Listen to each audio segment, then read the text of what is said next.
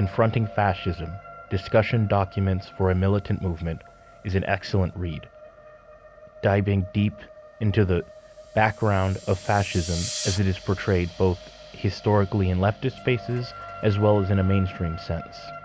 It looks in the way in which post-World War I imageries and ideas about fascism has changed over the years, and takes a more modern look and analysis at how fascism organizes itself.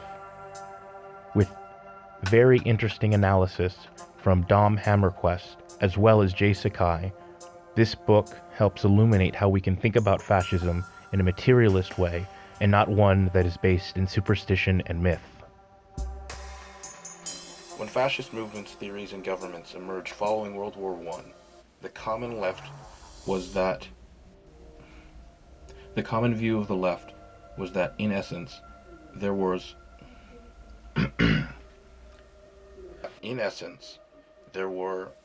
a policy of the capitalist reaction intended to counter the possibility of a serious working class challenge to capital. Of course, fascism was seen as more than a normal capitalist policy option, like tight money or protectionism.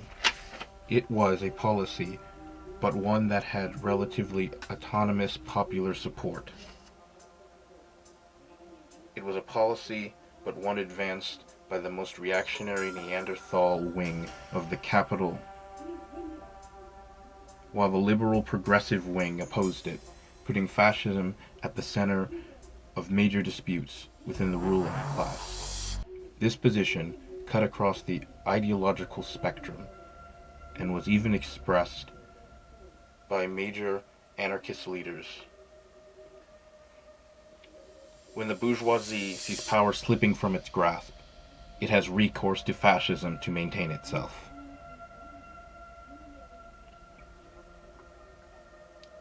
Features of fascism that do not fit this picture are normally ignored or dismissed as some kind of black propaganda from the ruling class. But historically, these have been pretty significant features. Mussolini and the Italian fascists developed out of the Italian Socialist Party and subsequently picked up some important figures from the Italian Communist Party. German Nazis were National Socialists, and a large section of their following and some of their leaders were serious about socialism and anti-capitalism. This, the Strasser-Brown shirt tendency, is the historical antecedent to the so-called third position, a growing faction in current fascist movements. Even Hitler's wing of the NSDAP were clearly anti-bourgeois. The left position is the second, much weaker, strain of anti-fascism. Elements of it re-emerge regularly as revolutionary groups seek to maintain leftism invading confrontation with capitalist state power, or even colluding with it, while undermining radical victories and potentials. All in the name of anti-fascist and anti-right-wing politics. This makes the left position understandable, but doesn't make it correct. At the present time, such positions will lead to serious blurring of distinctions between the politics of a revolutionary left and those of various militant anti-capitalist fascist tendencies.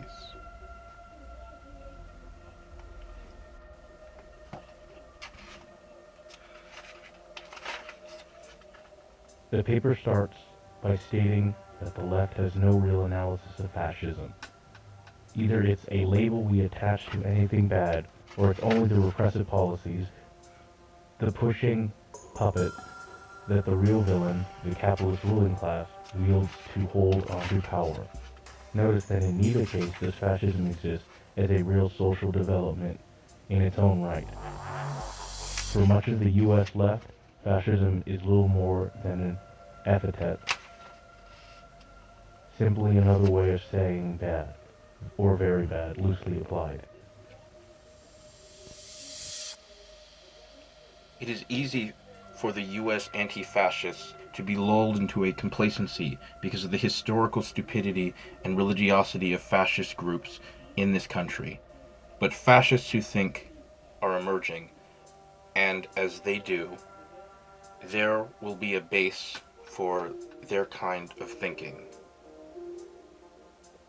The emerging fascist movement for which we must be prepared will be rooted in populist nationalist anti-capitalism and will be the intransigent hostilities to various state and superstate institutions.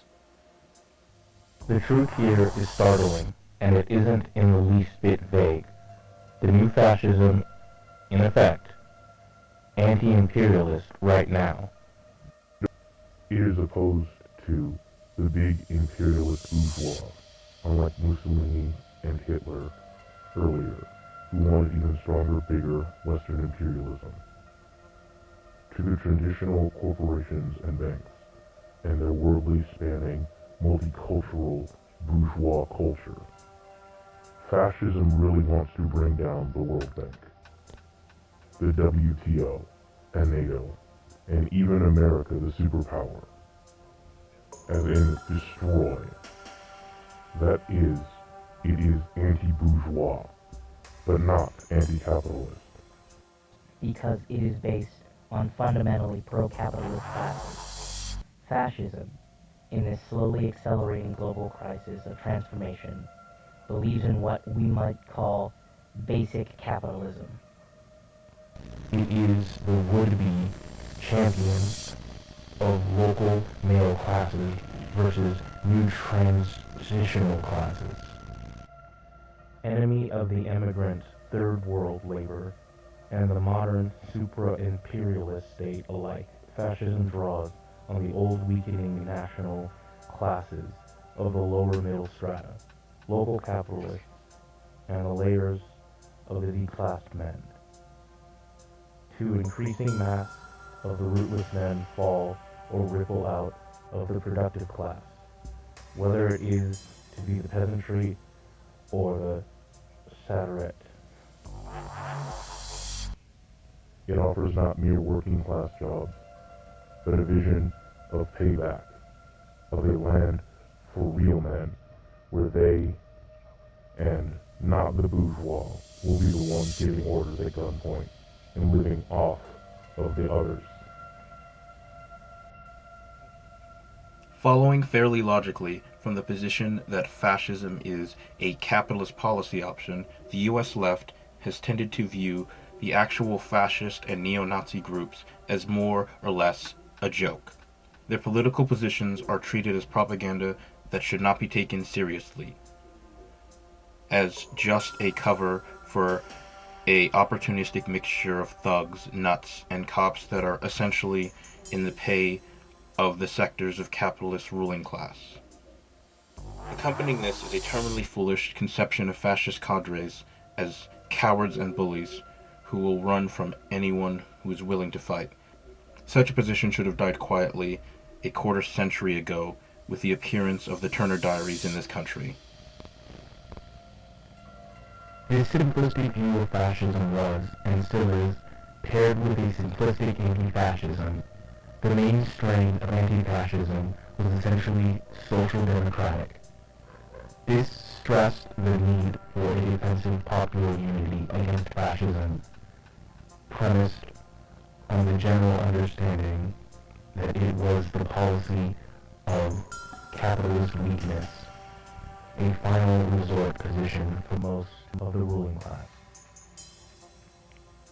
Since a complacent and comfortable capitalism would have no need to resort to fascism, the social democratic response and the same essential position were held by many who weren't organized social democrats, was to strengthen and stabilize democratic capitalism through the incorporation and institutionalization of trade unionism and the subordination of all struggle to parliamentary and legal considerations.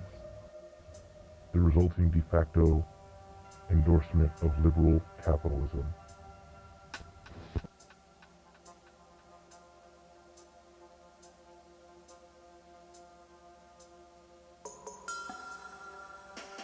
While capitalism globally and nationally would continuously reinvigorate the base of fascism unless a left revolutionary alternative conclusively preempts it. At any given time or place, the fascist movement may go through protracted periods of re-entrenchment or may embark on self-defeating projects. It is not always a certainty that they will always and everywhere will appear with a viable social movement. We were thinking about fascism for a while. We watched in this discussion of Hamerquist's paper, we underlined three main points about fascism. That it is arising not from the simple poverty or economic depression, but of the spreading zones of today's protracted capitalist crisis beyond either reform or normal repression. That fascism is moving from margin to populist mainstream. It still has a defended class character as an extraordinarily revolutionary movement of men from lower middle class and the D-class. That the critical turning point now for fascism is not even in Europe, while the failure of the state, socialism, and national liberation parties in the capitalist periphery, in the third world, the far right, including fascism, is gripping at the leadership of the mass anti-colonialism.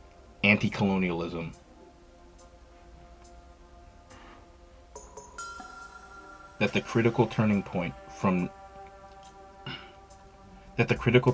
now for fascism is not just in Europe. With the failure of the state socialism and national liberation parties in the capitalist periphery, in the third world, the far right, including fascism, is gripping at the leadership of mass anti-colonialism. In many countries, the far right has replaced the left as the main political opposition. For more on the topic of fascism as well as this book, check out and follow their website to find more books in this area. Thank you for listening.